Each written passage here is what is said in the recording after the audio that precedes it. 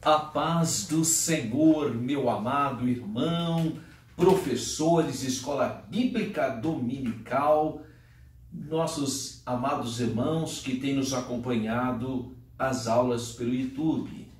Chegamos na lição de número 12, a mordomia do cuidado com a terra. Dia 22 de setembro será a nossa aula. E o texto áureo está no livro dos Salmos. Eu sempre digo que os Salmos são os hinos da nossa Bíblia. Salmo 115, versículo 16.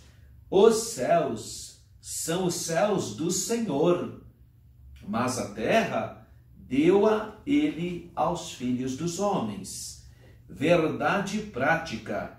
O salvo em Cristo deve ter uma consciência bíblica de sua responsabilidade com o meio ambiente. Então, o assunto é a responsabilidade que nós, como cristãos, temos em relação à natureza, ao meio ambiente.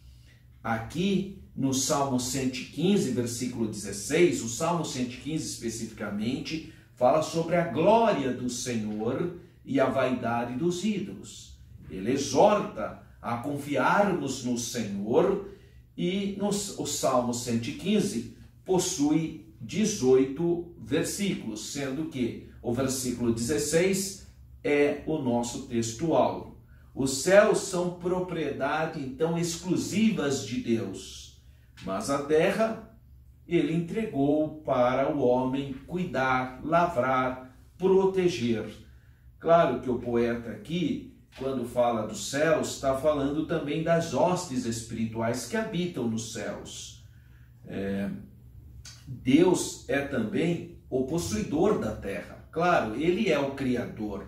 O nosso credo doutrinário inicia dizendo: cremos em Deus Pai Todo-Poderoso, Criador dos céus e da terra, das coisas visíveis e invisíveis. O nosso credo já inicia dizendo, então, de que o nosso Deus é o possuidor de tudo. E esse Deus continua presente neste mundo, nos orientando, nos abençoando, nos guiando conforme a sua palavra. Salmo de número 89, versículo 11 diz: Teus são os céus, e tua é a terra, o mundo e a sua plenitude, tu o fundastes. Olha, você vê que o Salmo, o Salmo também de número 24, fala também dessa grandiosidade do nosso Deus. São poesias que apontam a grandiosidade de Deus. Fala: do Senhor é a terra e a sua plenitude, o mundo e aqueles que nele habitam. Veja que coisa linda. Também podemos observar o Salmo de número 19. Os céus manifestam a glória de Deus e o firmamento anuncia a obra das suas mãos. Então são versículos que fazem esse apontamento. O Salmo de número 33, versículo 6 diz: Pela palavra do Senhor foram feitos os céus, e todo o exército deles pelo espírito da sua boca. Então nós temos vários salmos que faz esse apontamento. Salmo 50, versículo 10. Porque meu é todo animal da selva, e as alimárias sobre milhares de montanhas. Versículo 12. Se eu tivesse fome, não tu diria, pois meu é o mundo e a sua plenitude. Então são declarações simétricas, similares ao nosso texto áureo, dizendo então que toda a obra da criação pertencem ao Criador, graças a Deus. A leitura bíblica em classe é o primeiro livro, o livro do princípio. Gênesis, capítulo 1, versículo 26 a 30.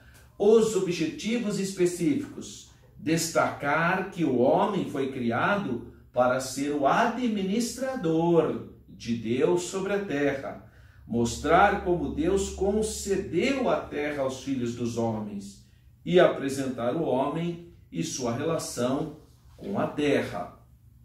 Bom, o nosso ponto central declara: é preciso ter consciência bíblica da nossa responsabilidade com o meio ambiente. Isso é muito importante, porque o cristão, ele jamais vai explorar para destruir a natureza. Em hipótese alguma, nós como cristãos precisamos compreender que podemos explorar a natureza, mas de maneira sustentável, responsável. A introdução fala então que Deus entregou a terra sob a responsabilidade dos homens. E o nosso primeiro tópico da lição diz: o homem foi criado para ser o administrador do Senhor, o mordomo de Deus.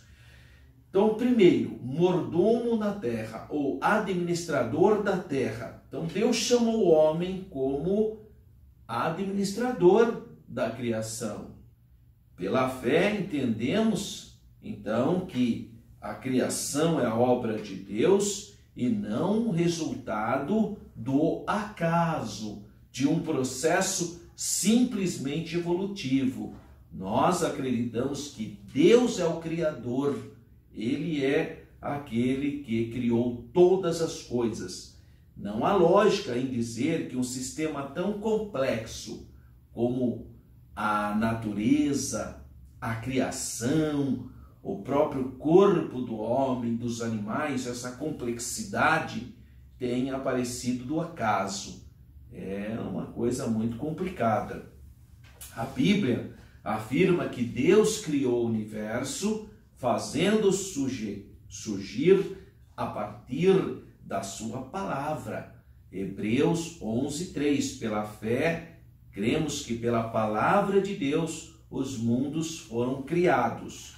Por isso, o Criador é digno de receber toda a honra, toda a glória, todo o louvor.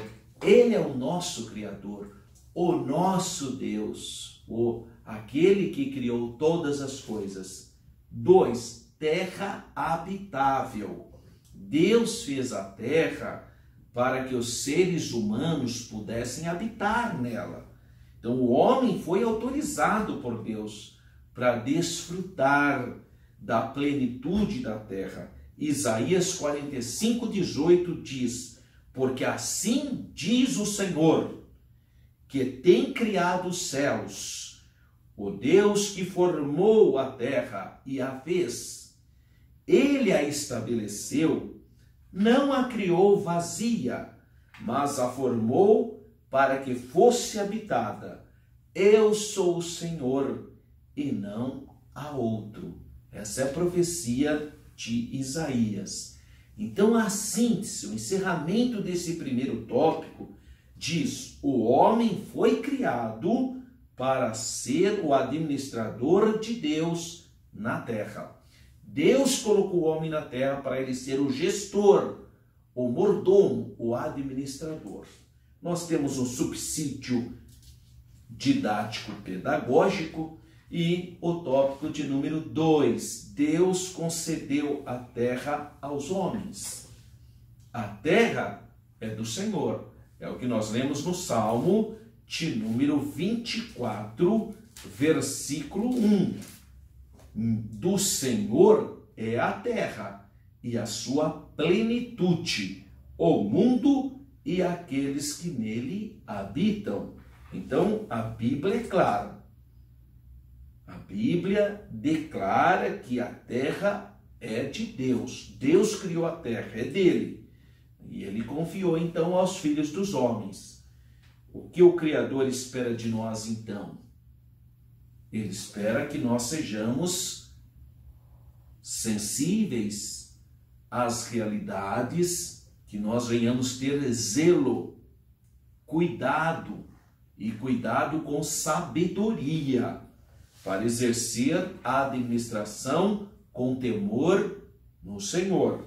Nesse sentido, espera-se que uma pessoa que nasceu de novo, um cristão, um crente que recebeu o novo nascimento, que ele seja um exemplo em relação ao meio ambiente.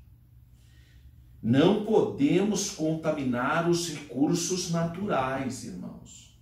Precisamos evitar desperdício e fazermos o uso racional da água, por exemplo. Então, um cristão, um crente, Jesus Cristo, ele tem que ser o exemplo. 2, a natureza é um presente de Deus, é uma dádiva do Senhor. A natureza foi um presente que Deus deu ao homem. Aqui em Atos 17, 25 diz: quem dá a todos a vida, a respiração, a todas as coisas. Então, por meio da vida, Deus nos garante o ar, a água, o sol, a chuva, a germinação das plantas, os ciclos, os frutos, os alimentos, tudo que é necessário para a vida, para a subsistência. Então, sem a natureza, não haveria vida. Tudo isso são presentes naturais, fruto da misericórdia, da graça de Deus. Mateus 5,45 diz: porque faz que o seu sol se levante sobre maus e sobre bons, e a chuva desça sobre justos e injustos. Por isso, quando fizermos alguma refeição, nós devemos agradecer a Deus pelo alimento, pela bondade de Deus. E o que? É a maneira de você reconhecer a provisão divina. 3, a missão de governar a terra. Então, Deus é que governa todo mundo, o cosmos. Assim, todos os planetas, estrelas, corpos celestes, a terra, tudo pertence a Deus. Diz Gênesis, versículo 1, capítulo 1. No princípio criou Deus o céu e a terra.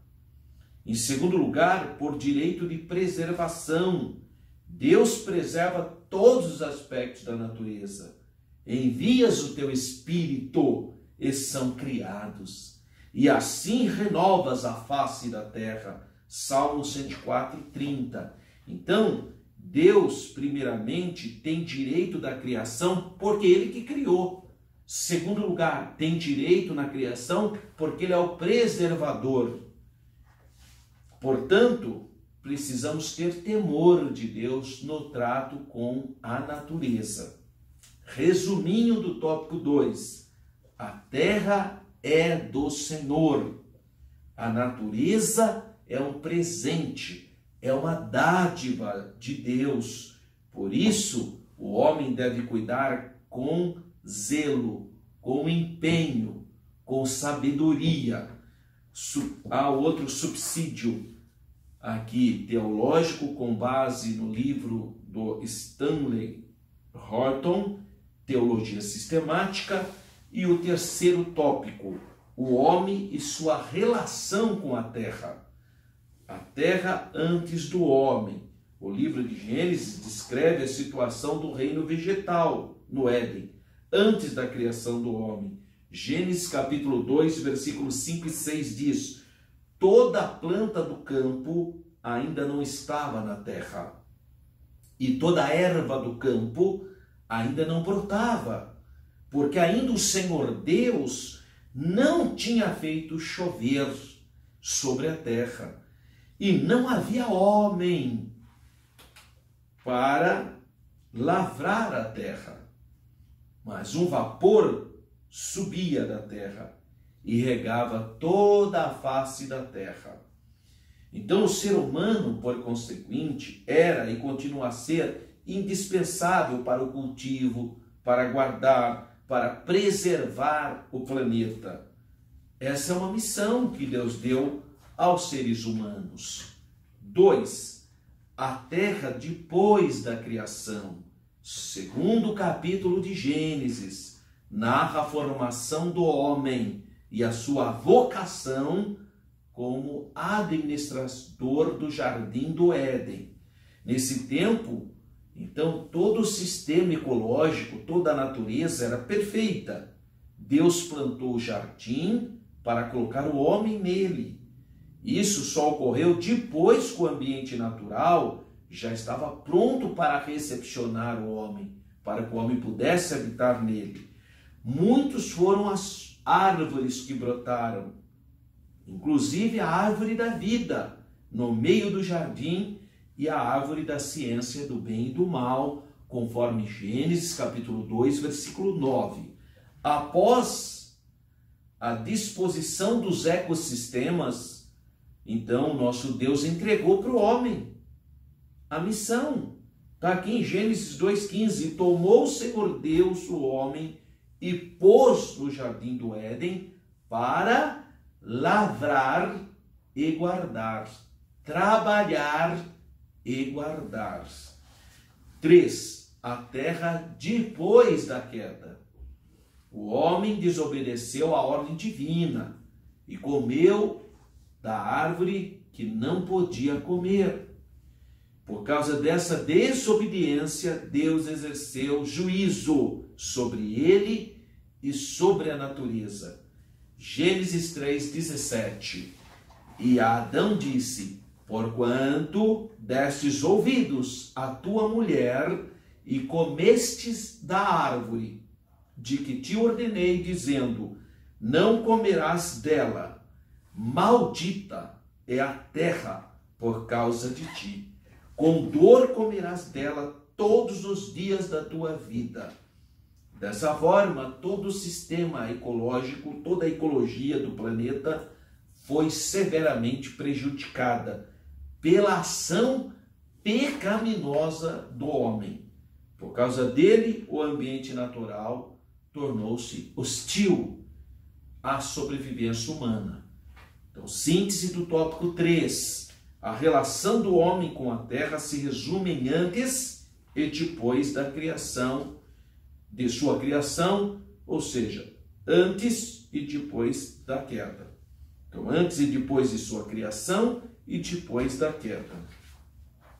Há um subsídio teológico do Stanley Horton também, e o item de número 4, o último item, a administração do meio ambiente, ou a mordomia do meio ambiente. Primeiro, a falha do homem na administração da terra. Provavelmente o irmão já ouviu falar sobre o desenvolvimento sustentável. É a missão de prover o desenvolvimento econômico e tecnológico sem esgotar, sem exaurir os recursos naturais do planeta. Essa não é uma tarefa fácil, pois o interesse pelas riquezas naturais tem levado o homem a não se preocupar com a conservação do meio ambiente.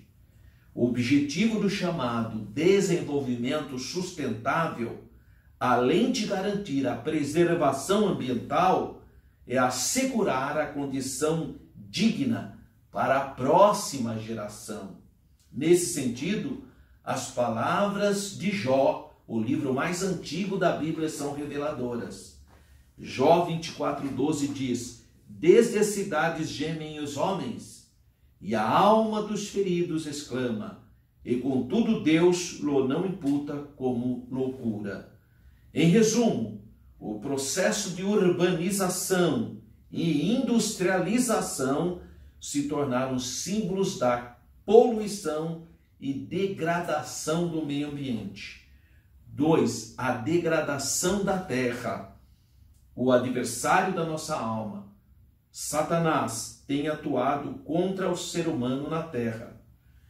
Ele provoca tragédias espirituais, morais, físicas contra a humanidade. Assim, movido por um sentimento de ganância e avidez, ou por não procurar fazer o uso correto dos recursos da natureza, o homem deteriorou o meio ambiente e causou grandes desastres ambientais. Quantos rios que outrora eram limpos e cheios de peixes são agora poluídos e impróprios à saúde?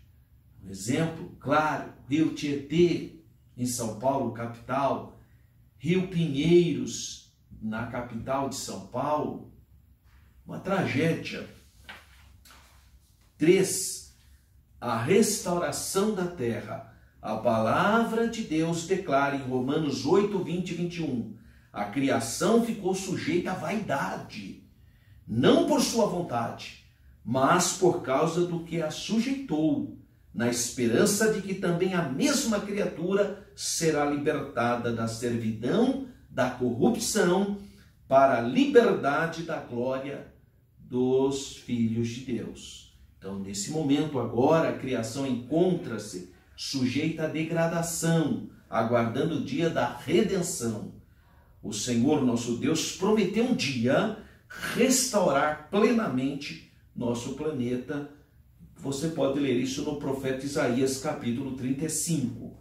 Resumindo do tópico 4, num contexto de falha na mordomia e degradação da terra, mas há uma promessa divina de restauração.